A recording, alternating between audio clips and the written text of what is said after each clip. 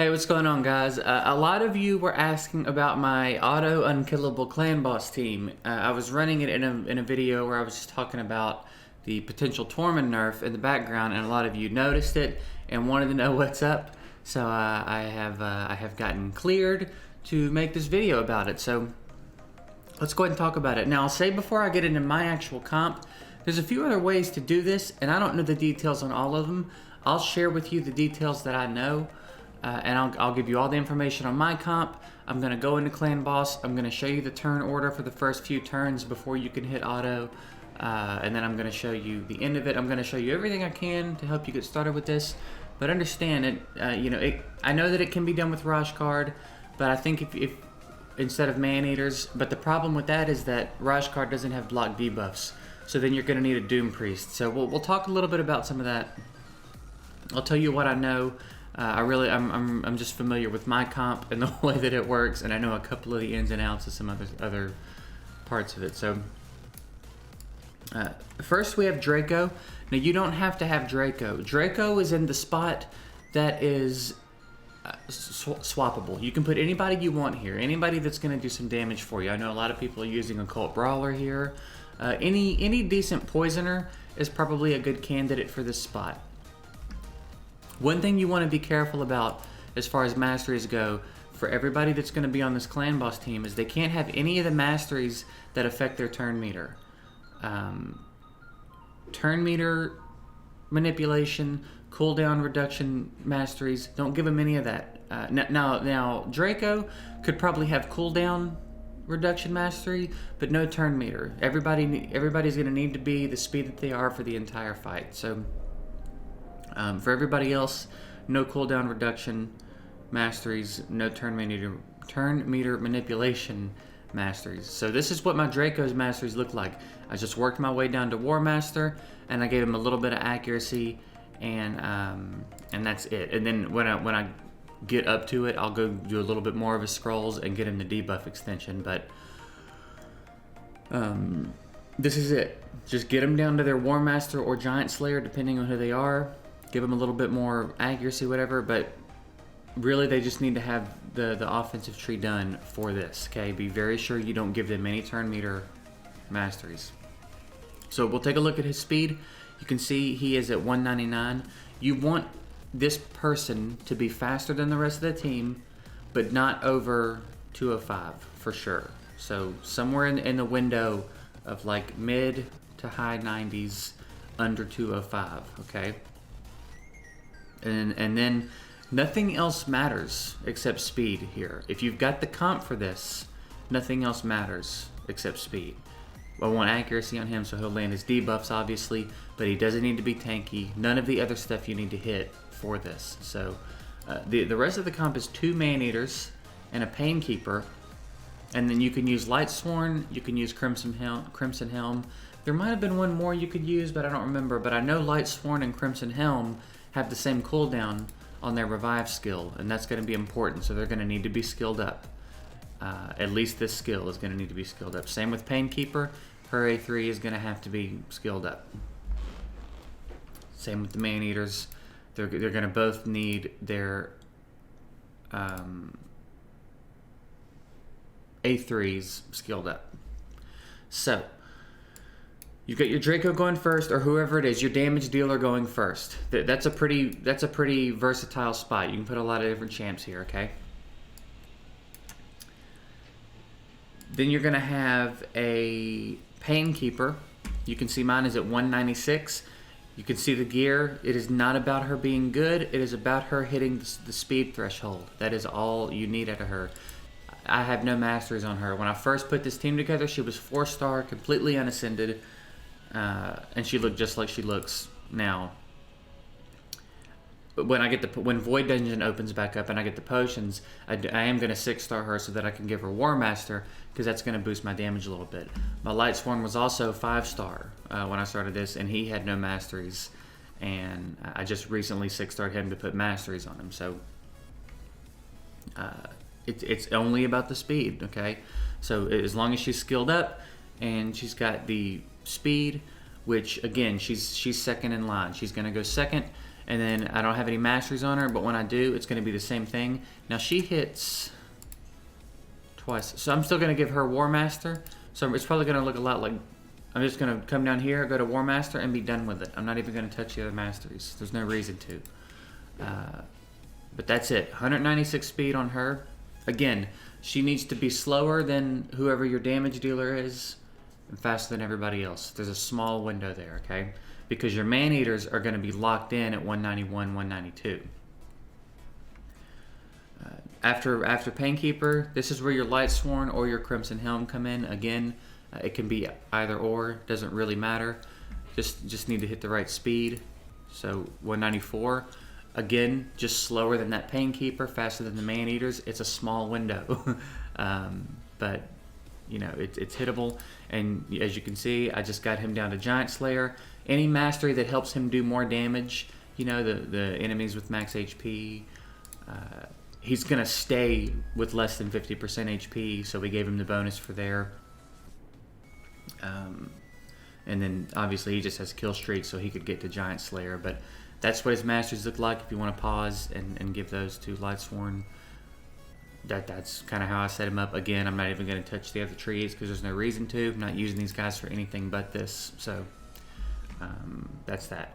As far as the Man-Eaters go, their masteries are identical, and you can see. Get them down to War Master. And then these I gave them just to kind of get a little bit of a bump out of their sets, because I built them and they had it, and then I redid their masteries, so I had to give it back to them so that they'd stay at the right speed. But as you can see, one of them is at 192. One of them is at 191, okay? So you've got your, for me, I've got my Draco at 199, I've got my Painkeeper at 196, my Lightsworn at 194, Man-Eaters at 191, 192. So quick thing to note here, if the clan boss drops below 50% and changes to Spirit Affinity, he's going to mess your runs up. I know some people are using Crimson Helm and they've been okay, and the reason that the run messes up is because he has a slow debuff, and there's a point early on where one of the Man-Eaters takes a shot that he doesn't have block debuffs up for or Unkillable, but he does have Revive. Now, if he gets hit and dies and revives, you'll be fine. If he gets hit and survives, he's going to catch a slow debuff, and that's going to ruin the whole run. So the way to get around that is to swap out your damage dealer for a Doom Priest and have her at a certain speed so that she goes right after the clan boss, gets rid of the speed debuff before anybody can be affected by it, okay? So mine is at 213 speed. I think if you run her as the leader, the speed is 205. I think 205 with her speed lead will also put her in where she needs to be. But I've got mine at 213, and it works out perfectly. So I would mimic that as closely as you can. I don't know the actual window, but I know that 213 works on her when she's not the leader, and I think it's 205 that works on her when she is the leader. So you can do the math around that and figure out what the small window is she can be. But I've also got her on a toxic set to sort of compensate for the damage that I'm losing when I take out Draco. It doesn't do it well yet, but she doesn't have masteries yet. So I think once she and Painkeeper have masteries, even my spirit runs will look decent enough. It is not ideal, so what I really try to do is get up and get my hits in before we drop in below 50%, so I don't have to deal with it. But I do want to have her ready to go for the times that I am going to have to hit her or hit the clan boss under 50%. Also, I'm sorry for that. These dudes have been roofing this building for like a week, and they just live on top of my apartment. There's a whole building to do, and they just live on top of me. It is pissing me off so bad. I'd show you they broke my ceiling. They drilled all the way through the roof. There's a big chunk missing out of my ceiling. Not relevant to the video, but it's pissing me off. So I know that's going on back there. I'm sorry it's aggravating. But that's it. Doom Priest, certain speed. She'll take care of that slow debuff on Spirit Affinity. You just have to swap out your damage dealer for it. So let's hop over to Clan Boss and take a look at what's going on. It's basically a 4-turn setup, okay? So first turn, just remember what you do on which turn with each champ. I'll put this on the screen so that you can see it in writing too. But when I start, I just up some poisons with Draco, A1 with Painkiller and Lightsworn, So first turn, your slower man-eater uses a 3. Okay? Now we'll go ahead and throw up the weaken and all that. Painkeeper and Lightsworn can just A1 again. Both man-eaters A1 here.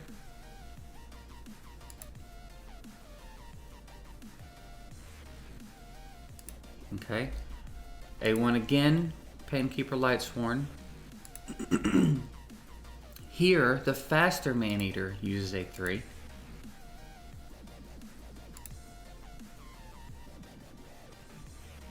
And now, Painkeeper and Lightsworn use their A3, and now you could hit auto and you're good. Now this run will go as long as I want it to go. Now what you need to do is figure out, depending on what device you're playing on, how fast everything's going, what your settings are. You need to figure out what the safe period of time is for your run. I know that for me, on my computer, on the PC app, a 23-minute run is about 130 turns, and I think 150 is about the limit you want to push. 154, I think I've heard, is the actual number, but I try to stay a little bit under that. So I can go. I've gone 28 minutes before, but generally I try to cut it around 25.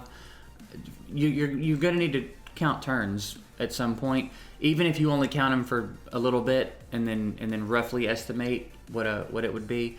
But what you don't want to do is have a run go too long and not count. If you go over that turn limit, when the run ends, it's just gonna stay on the little loading screen forever, and it's not ever gonna tell you your damage. It's not gonna give you credit for the key. So find out. I would recommend staying somewhere between like 130, 140 turns, and that's it. They're gonna, like I said, they're gonna do this for as long as I want to do it. So what I'll usually do is I'll drag this over to another monitor. I'll set a timer in Google for 20 minutes or so, however long until I would want to come over and stop it, and I work on my other stuff. I do some editing or whatever it may be, and that's it. So we'll pop off for a little bit. I'll go do my thing. I'll come back when I'm going to finish up the run and just show you how we get out of the run, what the damage is going to look like, and then you'll be good to go. I mean, you're good to go now, really. Now you really only need to hang around if you want to see how to end it. What I do when I'm ready to end it is I turn off auto, and then I just A1 with everybody until he kills them all, and that's it. So yeah, we'll be back in a minute. I'll let you guys see the end of the run, and we'll go from there. All right, we're back on the tail end of the run. You can see we're at about 24 minutes. So now what I'll do is I'll just turn off auto. And, I mean, if you can throw some extra poisons up, you might as well. But then we just first turn our way out of safety, and he will take us out.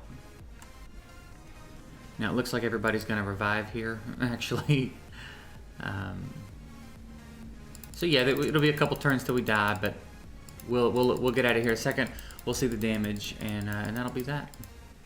I mean, you pretty much have the gist of it at this point. This is for anybody that wanted to see the damage at the end, but there you go. So 24 minutes on a team that's not even fully built. We did 53 million on the key. So I think maybe once I get everybody complete, maybe once I get Masteries on her, there's possibility that I'll be able to start 1 key in this. I was 2 keying it even when she was 4-star and he was 5-star, and they didn't have Masteries.